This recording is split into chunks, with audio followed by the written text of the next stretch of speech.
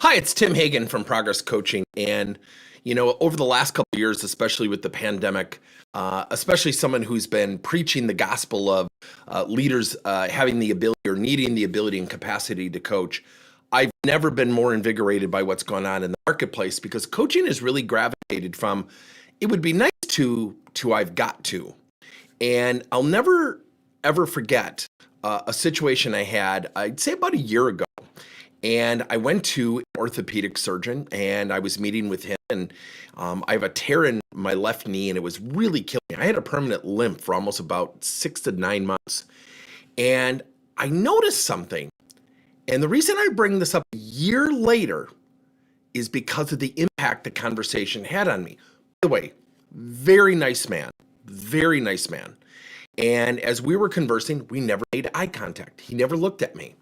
And then through the course of the conversation, I remember saying, yeah, I said, I don't know what it is. I was, doing these long walks. I was walking with a weighted vest and I'm wondering if I put some pressure on it. He goes, no, that's not it. I said, oh, okay. I said, well, what would cause something like this? He goes, I don't know.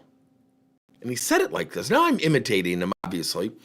And something awkward happened at the end. I said, well, what are next steps? And he said, well, you could get surgery, you could do rehab, you could do nothing, you could have scar tissue. And, there's a lot of different options. He got up out of his chair and walked out. So I sat there. I didn't know we were done. So all of a sudden the nurse comes in and says, is there anything else you need? I said, oh, we're done. And she goes, yeah. And I said, okay. I had no resolution.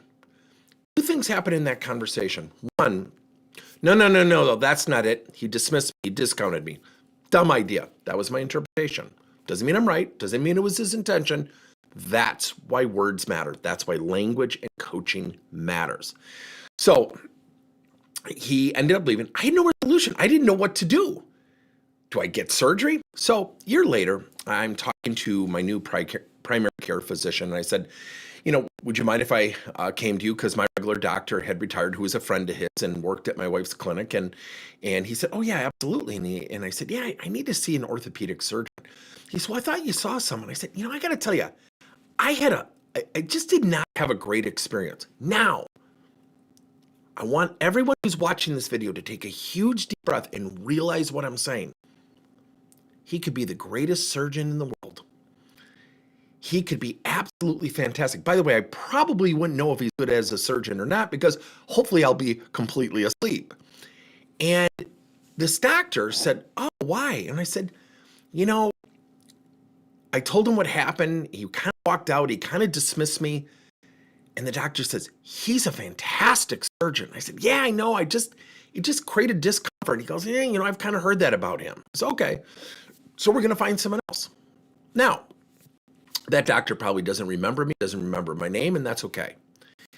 And it really goes back to the words that matter. No. We dismiss. When someone has an idea, no, yeah, and we interrupt people. How about when we give feedback? Well, that was pretty good, but what I would do if I were you, words matter. So the words we should adopt more than anything is we, share, opportunity, perspective, observation, and leave your butts at home.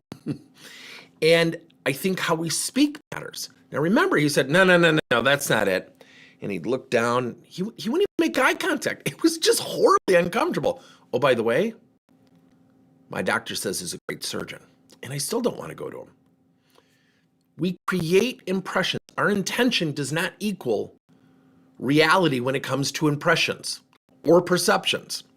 So what it really starts with more than anything is our own self-awareness.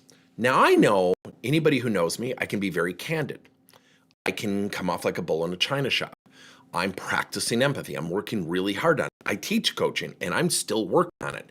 That's why we all need to learn how to coach because we are coaching people in our organizations to stay or leave. And I just had a conversation with somebody who said, what if you don't have time to coach? I said, then don't you ever dare get involved with an interview.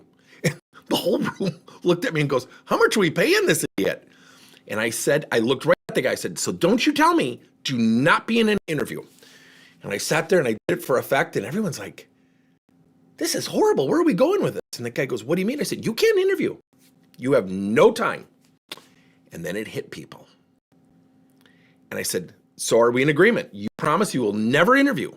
Because you know my next question. He goes, no, I don't. I go, where does that time come from?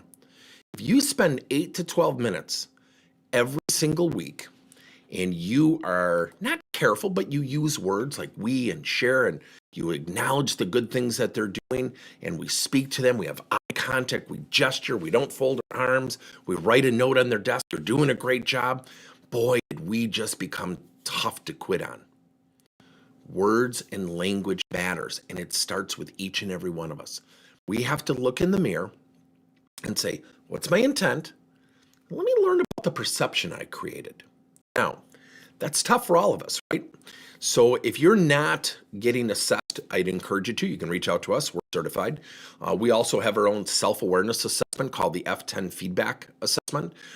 We also have a full course called Self-Awareness 5, where you go through 5 stages of self-awareness. We have an impact in other people. Sometime go to a sporting event, especially with little kids, and find a coach. I'm literally going to say this because it won't be hard to find.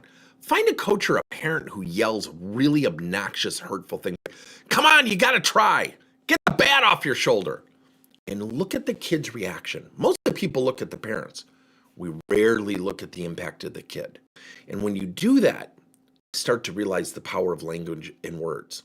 So when we're coaching people and we're vested in their careers and we're really vested in the language we use, and we're in eye contact in 8 to 12 minutes, you put your phone to the side and they know they got your full attention, you just became really tough to quit on.